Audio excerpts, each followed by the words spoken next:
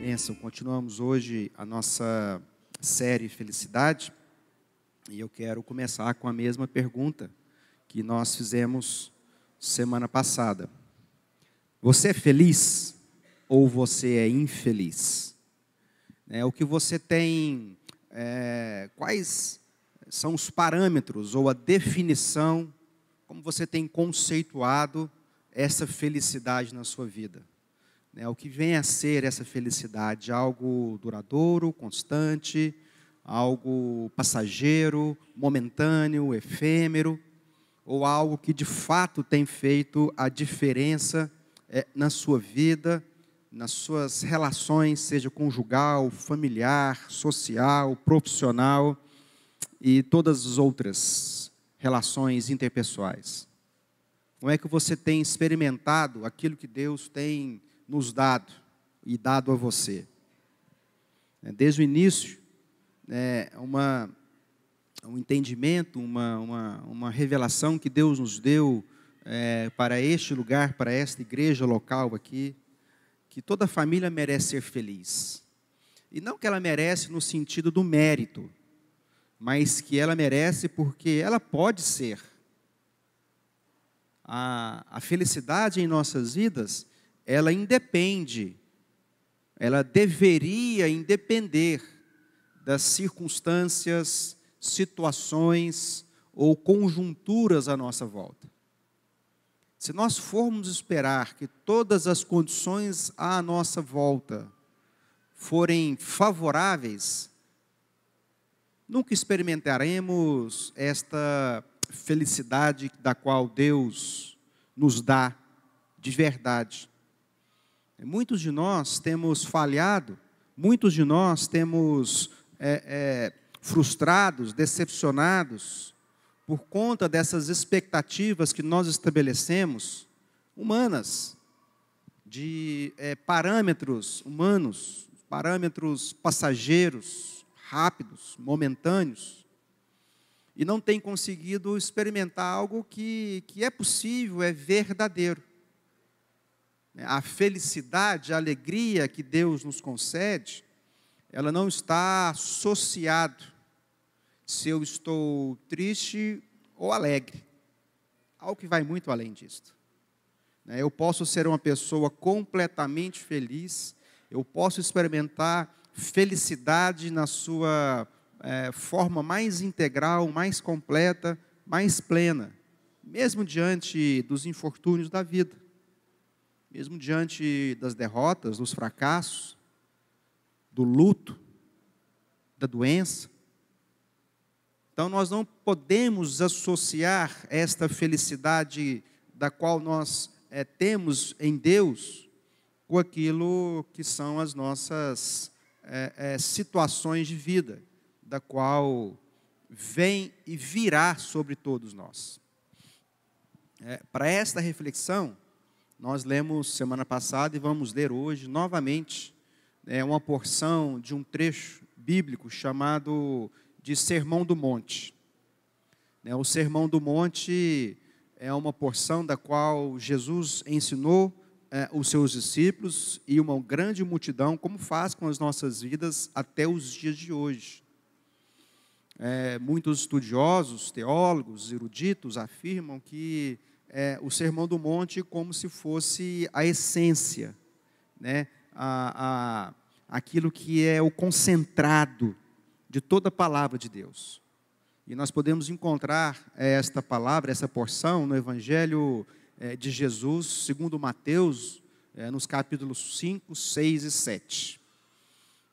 E essa parte do começo do capítulo 5, conhecido por muitos de nós como as bem-aventuranças, ele é então o DNA deste cerne, deste núcleo, dessa essência do Evangelho, que é o Sermão do Monte.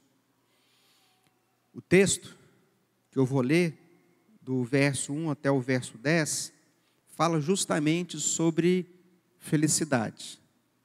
Ele diz assim: verso 1, capítulo 5, Evangelho de Jesus segundo Mateus.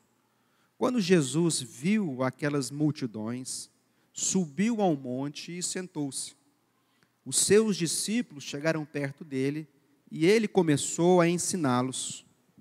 Jesus disse: felizes são as pessoas que sabem que são espiritualmente pobres, pois o reino de Deus, o reino dos céus, é dela. Felizes as pessoas que choram, pois Deus as consolará. Felizes as pessoas humildes, pois receberão o que Deus tem prometido. Felizes as pessoas que têm fome e sede de justiça, sede de fazer a vontade de Deus, pois Ele as deixará completamente satisfeitas. Felizes as pessoas que têm misericórdia dos outros, pois Deus terá misericórdia delas. Felizes as pessoas que têm o coração puro, pois elas verão a Deus. Felizes as pessoas que trabalham pela paz, pois Deus as tratará como seus filhos. Felizes as pessoas que sofrem perseguições por fazer a vontade de Deus, pois o reino do céu é delas. Deus nos dá uma relação de características que nos leva a encontrarmos a felicidade. A felicidade, ela é encontrada quando nós vivemos, de fato, tais características em nossas vidas. A felicidade não é algo que nós estabelecemos como uma meta, da qual nós achamos que vamos encontrá-la se nós tivermos sorte. Felicidade, para muitos, pode ser apenas um casamento bem-sucedido, uma profissão bem reconhecida, uma boa remuneração financeira, viajar algumas vezes por ano, ter os seus filhos sob controle, obedientes, terem os seus filhos que não dão trabalho. Mas nós descobrimos, amados, que não é só isto. Isso pode sim fazer parte, nós podemos sim buscar tudo isso em nossas vidas, mas isso não é aquilo pelo qual nós definimos e determinamos como alvo principal. Não é possível buscar apenas essa felicidade sem pular. Não adianta buscarmos essa felicidade quando nós queremos pular essas características. A felicidade, ela acaba acontecendo nas nossas vidas como consequência daquilo que nós queremos e nos tornamos.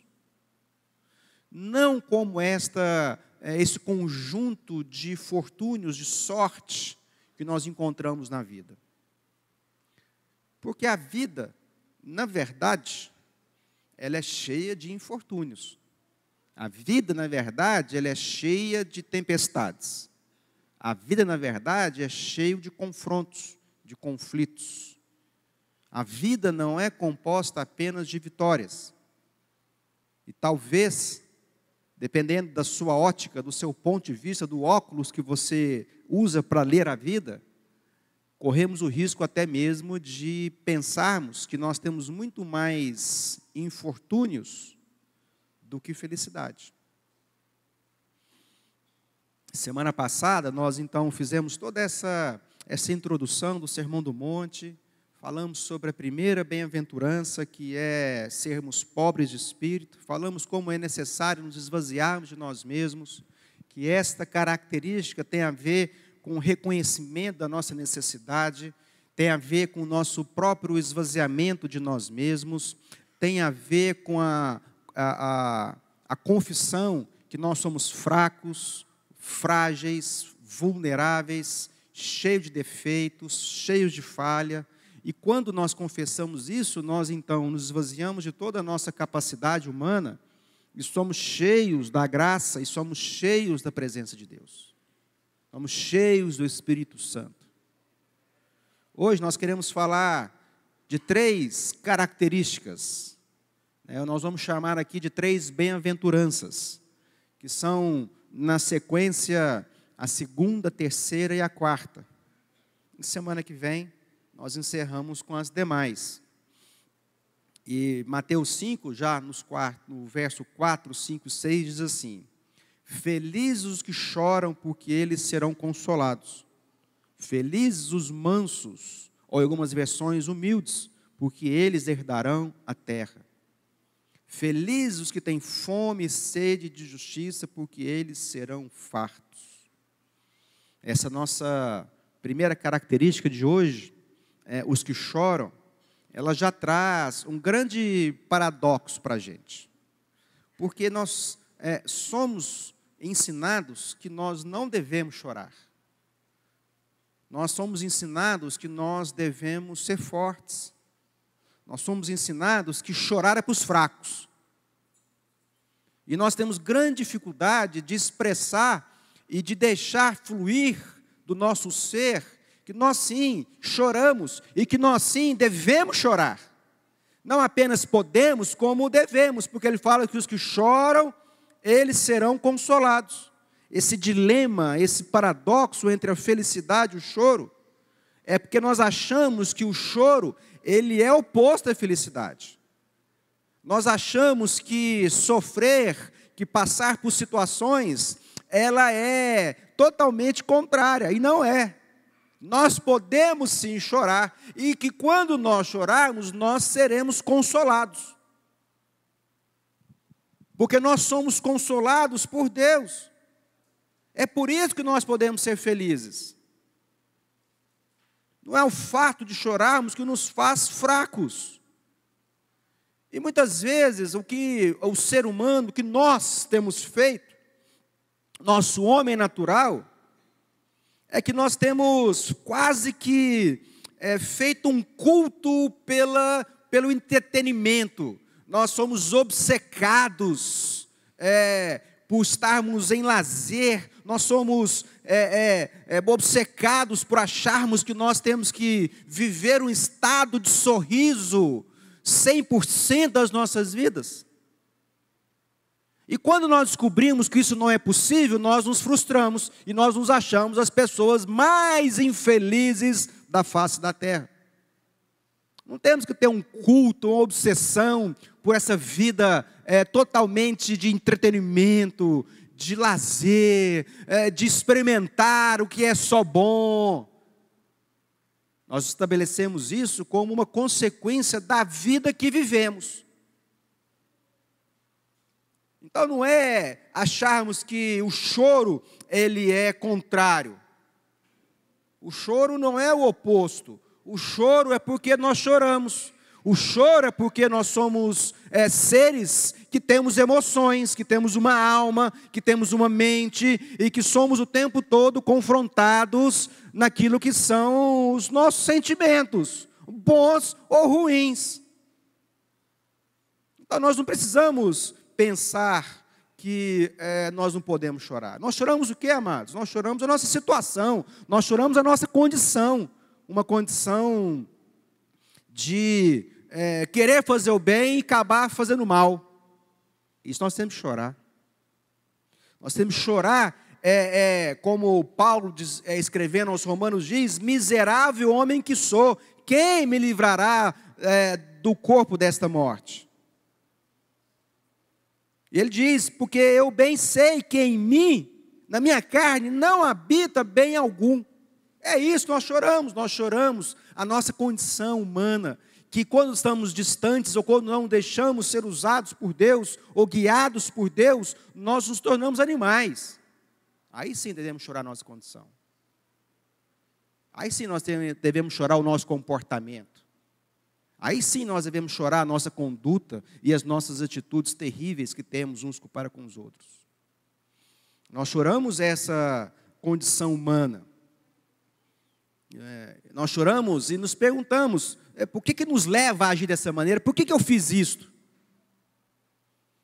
Por que eu me deixo me irritar tão facilmente? Por que eu tenho esse mau humor, esse péssimo temperamento? Por que eu não sou capaz de me controlar quando eu deveria? Aí sim nós podemos chorar. Nós não devemos chorar simplesmente as condições da vida, porque elas fazem parte. Nós devemos chorar a nossa natureza terrivelmente humana, corrupta.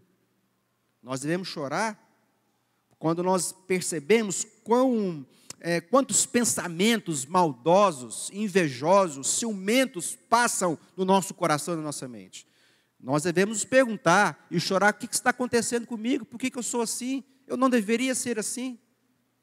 Não foi para isso que Deus me fez, não foi para isso que eu casei, não foi para isso que eu tive meus filhos. Então nós descobrimos que nós temos um conflito com nossa própria realidade humana e choramos com ela, e choramos por causa dela. E esse choro é uma ação do Espírito Santo em nós. Esse choro é uma ação de Deus em nós que nos leva a chorarmos essa situação. Embora o cristão chore, ele é feliz, porque ele é consolado pelo próprio Espírito de Deus. O homem que chora, não é porque ele é melancólico, ou seja, não é porque ele experimenta uma tristeza profunda, duradoura, contínua. O homem que chora não é depressivo. O homem que chora, ele se entristece por reconhecer a sua condição miserável, como Paulo diz aos Romanos. Uma condição miserável não é uma condição pobre financeiramente, é uma condição de insignificância. O homem que chora é sério. Sério não é o cara ou a mulher mal-humorada, sisuda, tensa. Sério vem de digno, vem de ser honrado. O homem que chora é sóbrio e não sombrio. Muitas pessoas, querendo ser sóbrias, se tornam pessoas sombrias, estranhas. O homem tem que ser, ele chora, mas ele é uma pessoa grave, digna. Mas apesar de ser uma pessoa grave, séria, ela não é fria, nem distante e muito menos indiferente. A pessoa que chora não é uma pessoa, como eu disse e vou repetir, melancólica. Mas ela chora porque ela sabe que Deus a consolará. E ela chora a sua própria miséria e insignificância e os infortúnios da vida. O cristão não é superficial. Essa alegria, essa felicidade, ela é séria e verdadeira. Isso consiste em conhecer a Deus através da palavra, da Bíblia, da oração, da busca e da intimidade.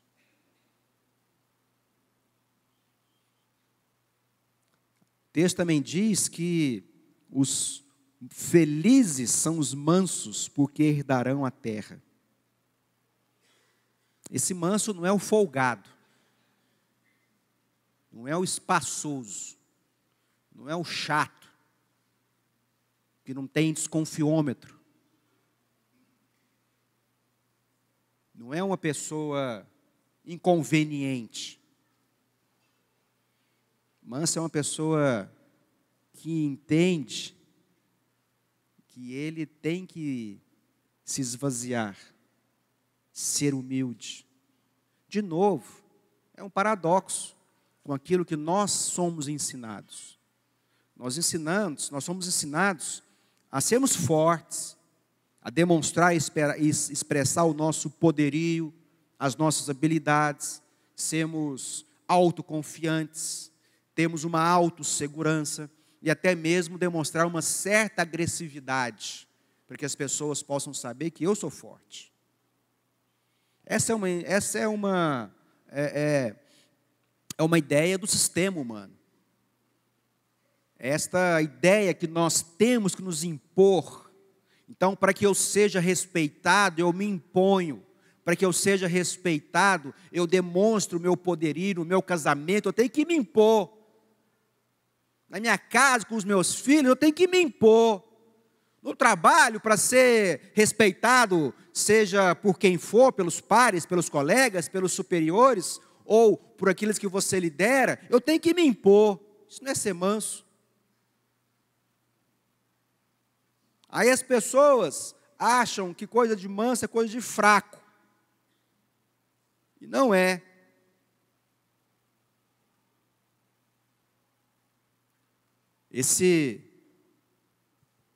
Essa característica do feliz, ou daquele que experimenta a felicidade, é como Paulo escreve aos Efésios. Ele fala com toda humildade e mansidão, com longanimidade, ou seja, com paciência, suportando-vos uns aos outros em amor, procurando guardar a unidade do Espírito pelo vínculo da paz. Manso é uma pessoa também que produz paz, não guerra, não conflito. Essa bem-aventurança, manso, não é uma pessoa indolente.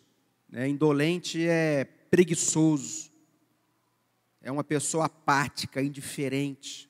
Não é isso. Manso não é ser aquele que vive em cima do muro, não se posiciona. Não é isto. Não é uma pessoa anulada, não é uma pessoa esvaziada do seu caráter, não é uma pessoa tíbio, que expressa frouxidão, fraqueza, vacilante e hesitante. Esse não é o manso que nós estamos falando. O manso, ele é compatível com força e com caráter, com autoridade e poder, usada em favor das pessoas e não sobre elas. Até uma expressão que diz: você quer ter razão ou você quer ser feliz? Não é ter razão no sentido de impor a sua vontade. Porque nós podemos nos posicionar sem sermos agressivos. Nós podemos influenciar sem sermos ríspidos. Nós podemos usar, sermos pessoas de autoridade sem precisar usar o nosso poder.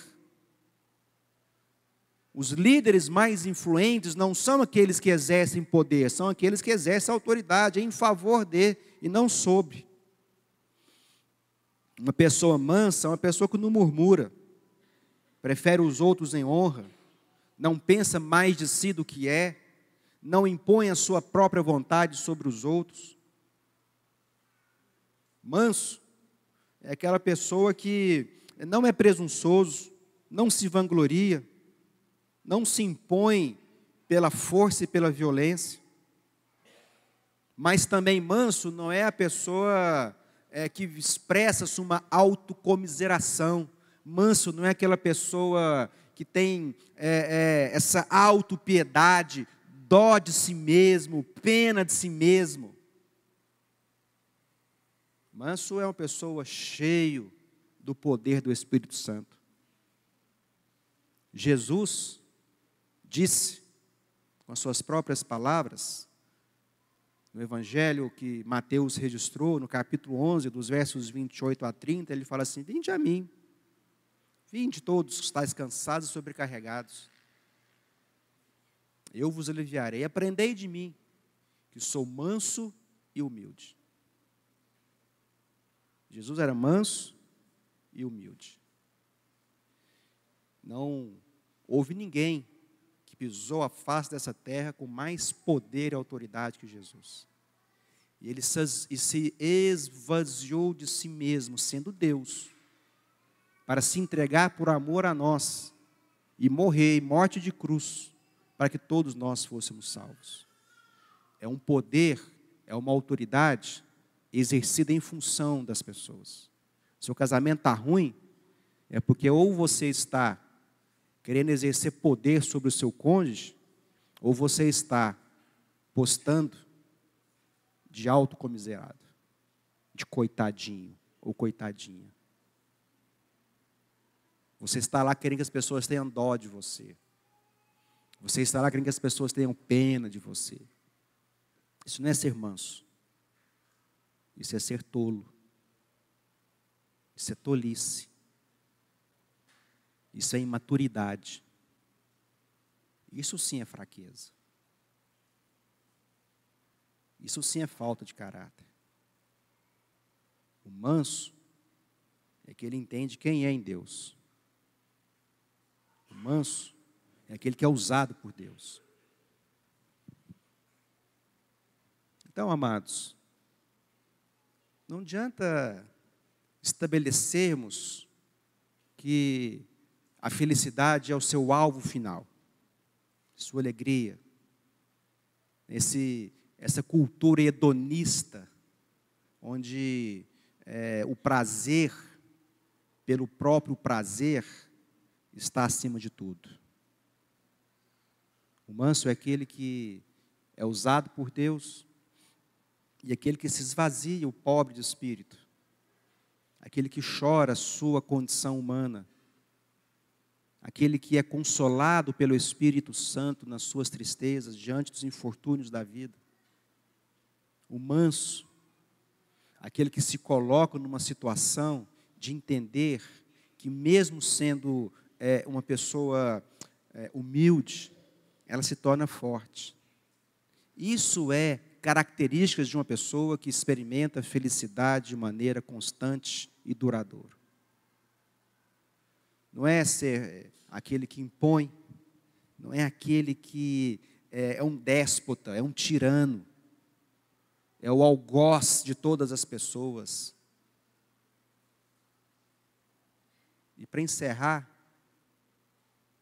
felizes os que têm fome e sede de justiça, porque serão fartos. Amados, nós temos que ter fome de Deus, como se nós fôssemos morrer amanhã de inanição. Nós temos que ter fome e sede de Deus, da nossa relação, da nossa vida, da nossa amizade com Ele, como se nós fôssemos morrer de fome amanhã. Ter fome e sede de justiça é entender que o que nós experimentamos em Deus é graça, é dom, é gratuito. A fome e a sede é uma coisa dolorida, dói.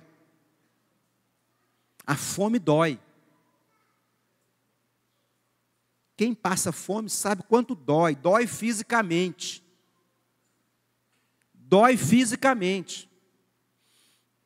E nós estamos tão cheios de nós mesmos, nós estamos tão cheios das nossas próprias vontades, nós estamos tão cheios de humanidade em nossas vidas, que nós não chegamos ao ponto de ter sede e fome de Deus. Porque essa justiça não é essa justiça simplesmente da injustiça humana ou da injustiça social. Essa justiça tem a ver com salvação. Essa justiça tem a ver com o que chamam de justificação. A justificação é a ação de Deus em seu favor, de te tornar justo e com isso salvar a sua vida. E acontece que nós não temos tido sede nem fome de Deus. Nós temos tido sede e fome de outras coisas. Nós temos tido fome e sede de prazer. Nós temos tido fome e sede de poder. Nós temos sentido fome e sede de status, de dinheiro, de sucesso, de reconhecimento. E nos tornamos famintos. Nos tornamos sedentos de uma razão de viver. Quantas pessoas de sucesso que não encontraram até hoje a razão da sua vida? Pessoas vazias, superficiais, rasas, não dão bem com ninguém, indiferentes, porque só pensam em si mesmos. Essa fome e sede de justiça nos leva a Deus, porque todo esforço da humanidade tem sido apenas para alcançar felicidade por ela mesma. As pessoas têm fome e sede de bênçãos. As pessoas têm sede e fome de felicidade por ela mesma. A prioridade das pessoas acaba se tornando algo como a sua razão de viver. Eu vou dizer uma coisa para vocês: a nossa razão de viver é a nossa relação com Deus. A nossa razão de viver é nos aproximar a Deus a cada dia. Nós não vamos experimentar o que Deus tem para nós se nós continuarmos a buscar apenas aquilo que nos alegra humanamente. Nós não vamos conseguir experimentar a razão, nós não vamos conseguir entender por que existimos, de onde viemos, por que vivemos, para onde vamos, se nós insistirmos apenas nas coisas dessa terra. Porque Paulo diz, o apóstolo Paulo diz, escrevendo aos Coríntios, na primeira carta, capítulo 15, que aquele que espera todas as coisas apenas nessa mesma vida, ou nessa vida aqui, é o mais miserável de todos os homens.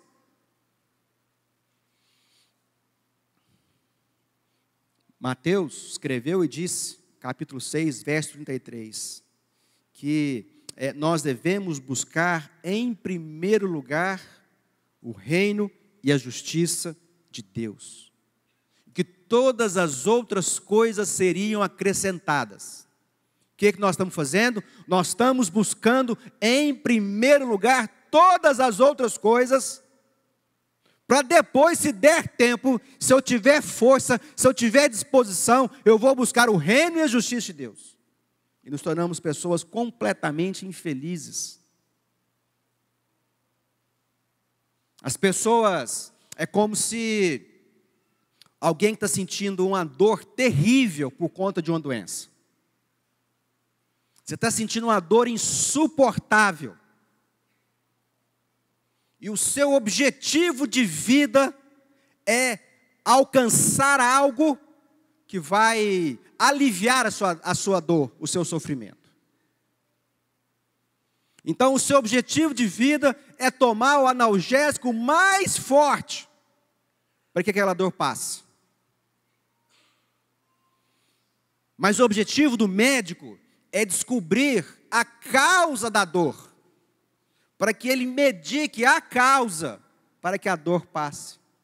Mas nós, na nossa cegueira, na nossa tolice, buscamos apenas um subterfúgio, um analgésico para a dor da alma. Então nós buscamos dinheiro, poder, drogas, sexo casual, nós vamos atrás de excesso de bebida, e aquilo ali amortece, por poucas horas, mas amortece. É como tomar um analgésico que vale por 6 horas. Nossa vida é isso aí. Nós estamos com dor na alma e nem sabemos por quê. Nós estamos com dor na alma porque nós não descobrimos a razão da nossa vida. Nós estamos com dor na alma porque nós somos infelizes. Nós estamos com dor na alma porque o nosso casamento é ruim, porque eu já me divorciei, porque eu já abandonei, eu já fui abandonado, porque eu já traí, já fui traído. Aí nós começamos a buscar esses analgésicos, isso que nos amortece, nos dopa, nos entorpece. E o nosso médico, o Deus Todo-Poderoso, é aquele que não vai nos dar analgésico, não. Ele vai curar a nossa existência. Ele vai curar a causa da dor. E a causa da dor, amados, é a nossa falta de busca por Deus, do qual experimentamos essas características para alcançarmos essa felicidade. E não dá para pular, não dá para queimar etapa. É aqueles também religiosos que só buscam bênção. Eles buscam a Deus só para bênção. Ele busca a Deus só para receber alguma coisa. Enquanto Deus dá, ele é feliz. Se Deus resolve não dar, ele é a pessoa mais infeliz e põe culpa em Deus ainda. Nós queremos ficar livre da dor. Essa dor que você sente, você não sabe de onde é. Essa coisa na alma. Você não sabe de onde veio, quem colocou e por que você experimenta. Essa felicidade real não é aquilo que eu vou repetir o que eu disse no começo. Ela não é a somatória de fatores favoráveis que você teve sorte na vida para alcançar. Ser feliz dá trabalho. Não é natural, não é mecânico, não é automático. Ser feliz é fruto da vida que eu escolho para mim. Ser feliz, ele implica em buscar essas características. E quando nós obtivermos essas características, e não é uma, não são duas, não são três, é a totalidade dela, mesmo que eu não tenha a evidência expressa, explícita de todas elas, mas que há pelo menos uma motivação de buscá-la, ou buscá-las. Então não é porque eu sou tudo isso aqui, mas pelo menos eu entendo que este aqui é o meu alvo de vida. É ser pobre de espírito, é entender que se eu chorar Ele me consola, é sermos mansos, é termos sede e fome de Deus, e nos enchermos de Deus. Jesus disse: quem beber de mim nunca mais terá sede. Ele disse: eu sou o pão que veio, que caiu do céu, coma de mim. Ter fome e sede de justiça é buscar de Deus como nós fôssemos morrer amanhã de fome. Por que nós temos que ter fome e sede de justiça? Porque seremos fartos, satisfeitos, contentes, saciados, realizados e alegres. Ninguém estará totalmente farto, contente, satisfeito e não se sentirá abençoado por Deus se não experimentar a Deus na sua vida. Paulo, numa das suas cartas, ele diz que estava contente, ele estava satisfeito na sua vida. Ele já tinha sido enchido em todo o seu conteúdo, contente, conteúdo. Ele estava cheio. E ele sabia o que era passar fome e ter fartura. Ele sabia o que era passar frio, sabia o que era nudez, espada. E ele falava assim: eu sou contente, eu estou satisfeito, eu estou alegre, eu sou feliz. Ele escrevendo aos Coríntios, na primeira carta, no capítulo 11, dos versos 24 e 25, ele fala que 5 vezes foi açoitado, 3 vezes apanhou com vara, 3 vezes sofreu naufrágio, não tinha onde dormir, ele era perseguido pelos seus compatriotas e pelos de fora.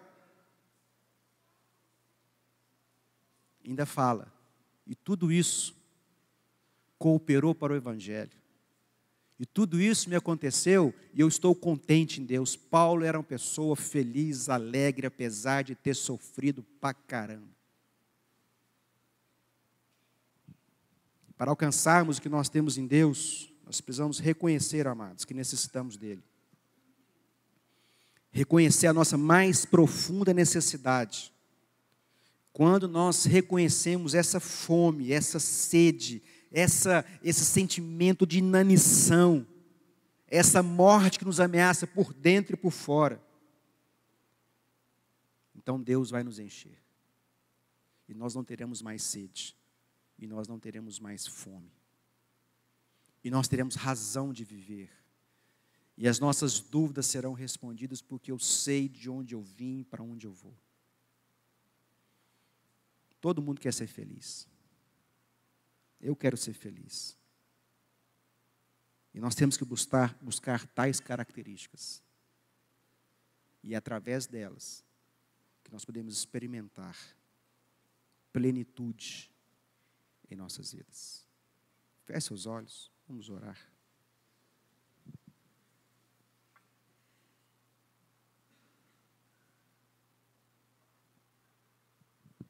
Ó Deus, Pai, nós queremos te agradecer, queremos, ó Deus, nos apresentar em gratidão diante do Senhor. Pai, nós já fizemos tantas coisas que desagradaram ao Senhor, e temos feito ainda muitas coisas que têm desagradado a Tua vontade. Mas o Senhor não desistiu de nós. O Senhor não nos abandonou. E apesar de tudo, o Senhor tem insistido nessa relação conosco. Apesar de tudo, ó Pai, que nós temos falado, feito, duvidado, desconfiado, criticado, o Senhor ainda tem insistido numa relação intimista com cada um de nós. Porque é por graça, é dádiva, é presente. Nós não merecemos, não merecíamos e nunca mereceremos. Mas é o Teu amor que faz com que o Senhor estenda a mão, nos acolha, nos atenda e nos faz feliz. Pai, nós sabemos que essa vida é difícil. Sabemos que o dia a dia tem nos esgotado. O dia a dia tem nos deformado e nos desequilibrado. Mas nós sabemos também que o Senhor é por nós. Quem poderá ser contra? Nós também sabemos que o Senhor tem enchido os nossos corações com a Tua santa presença. Nós sabemos também que o Senhor tem falado com os nossos corações ou aos nossos corações, porque o Senhor quer que nós experimentemos plenitude de alegria e felicidade, porque toda a família, todo o Teu povo, os Teus filhos, o Senhor quer que eles se realizem, sejam felizes. Mesmo diante das conjunturas e das situações ao nosso redor, nós podemos até chorar por toda uma noite, mas a alegria vem pela manhã. O Teu consolo está conosco. Nos ensina a sermos os que choram, porque seremos consolados. Nos ensina a sermos mansos, que nós herdaremos a terra. Nos ensina a ter fome e sede de justiça, para que nós possamos conhecer ao Senhor, que nós possamos viver com o Senhor. Eu peço agora, Pai, que o Senhor tire de nós toda a superficialidade, rasura, que o Senhor tire de nós agora, ó Pai, toda indiferença, toda preguiça, mas que nós busquemos ao Senhor como se nós fôssemos morrer amanhã de fome e de sede. Eu oro, agradeço, eu abençoo em Teu nome agora todas as famílias. Eu oro e agradeço agora a todos os casamentos. Eu oro e agradeço agora a todas as famílias, filhos, filhas, irmãos, pais. Eu abençoo agora com paz, com alegria, com felicidade, com saúde. Eu abençoo agora com entendimento, com discernimento, o Teu plano, a Tua visão para nós. Eu oro e peço agora, ó Deus, que o Senhor nos dê o entendimento da razão da nossa vida, que é o Senhor Jesus, nosso Salvador. E oramos no nome dEle, que é o nosso Salvador e o nosso Senhor. Amém.